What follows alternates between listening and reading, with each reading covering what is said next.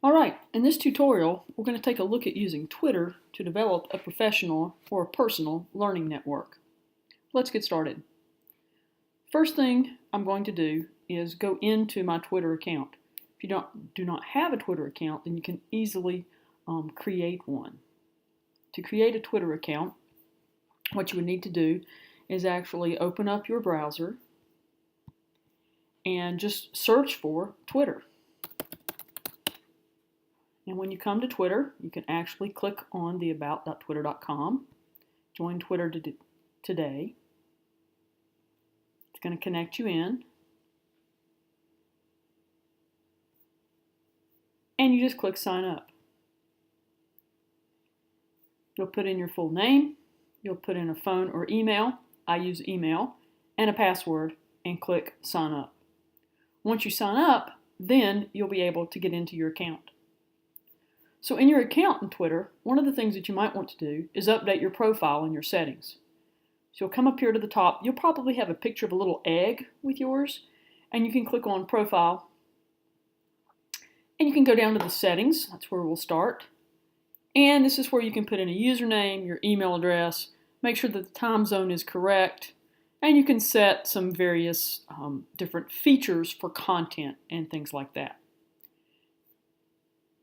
As you make changes to each piece of this, you will click Save Changes in between.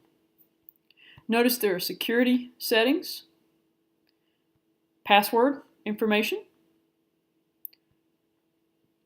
cards and shipping. We don't need to worry about that because we're not going to buy anything with ours or have any order history or anything like that. You can decide if you want to be emailed notifications,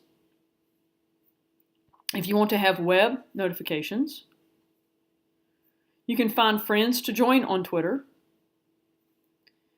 You can mute accounts. Muting an account is when you actually have an account that is somebody that you follow, but you don't necessarily see every single thing that they post in your timeline. So you go to them and you look at them at certain times, but you're not following every single thing. Most of the time I will mute someone if there are a whole bunch of tweets coming out in a row from that person or that entity, because it'll tend to fill up my timeline. Apps, you can have various apps that can connect in. Most of this happens naturally, so you don't have to worry about exactly how that's going to work. And widgets, if you had widgets, you could actually put in widgets. So this can be very, very, very fancy, but we're not worried about being fancy. We're mostly worried about just using this to develop a professional learning network. So to do this, you need to start following people. And when you first sign up for Twitter, it's going to make a lot of suggestions of people that you should follow. You should ignore all those suggestions because more than likely it's just going to clutter up your Twitter feed. So when it asks you to follow people, just skip, skip, skip, and then you choose who it is that you want to follow. To figure out who you need to follow, you can search Twitter. And you can search Twitter for your area of expertise. For example, I do a lot of instructional technology, so I might search for instructional technology. And of course you have to spell it correctly. And I can look at instructional technology. And this is going to bring up a search for instructional technology. It's going to look at accounts, which are people that I could follow, and I can view all. It's going to give me information where instructional technology is used in the tweet. Okay, so I have different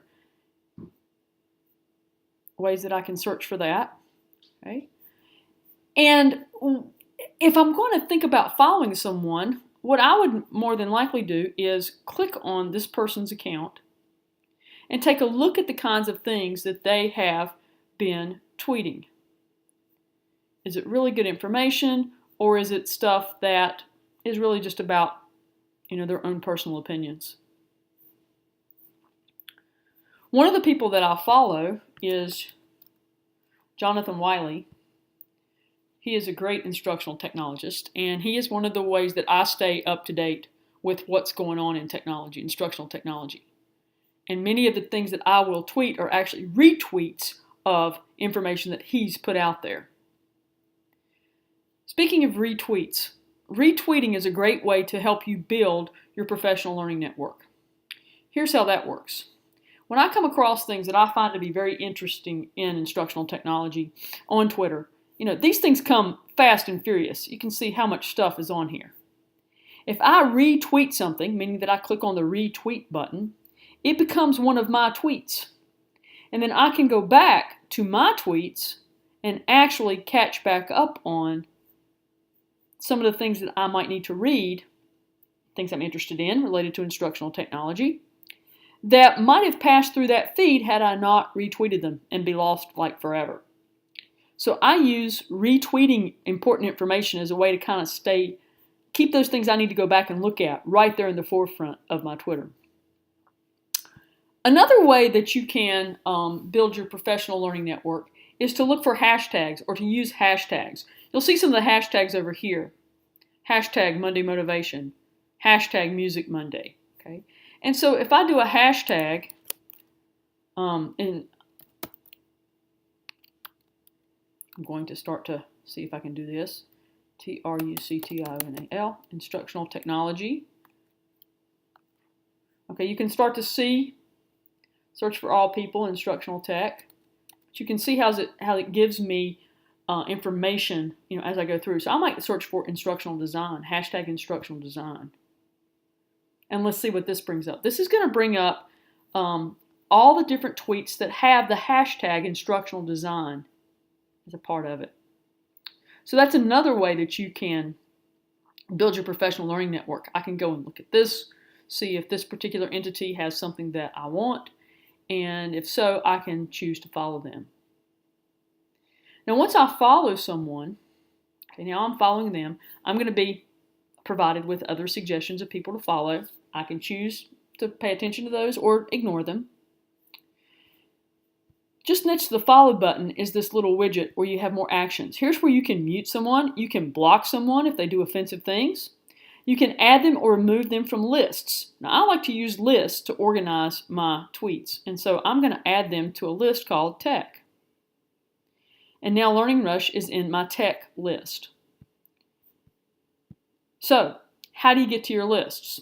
Well, at this point, I want to show you a really, really, really great tool that I actually use for Twitter most of the time, and that is TweetDeck.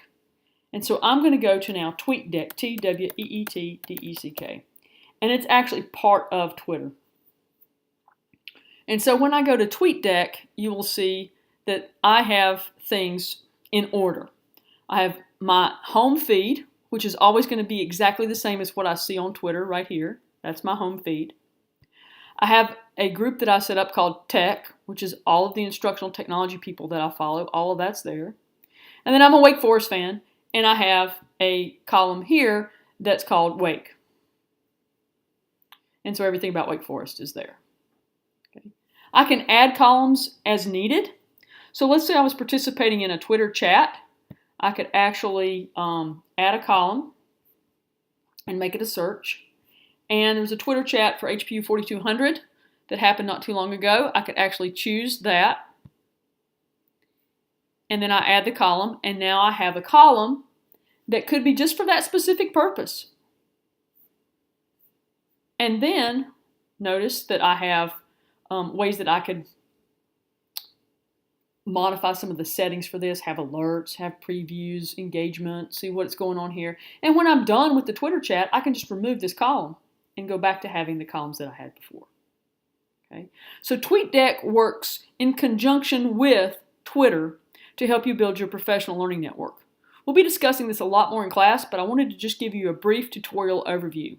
As always, let me know if you have any questions.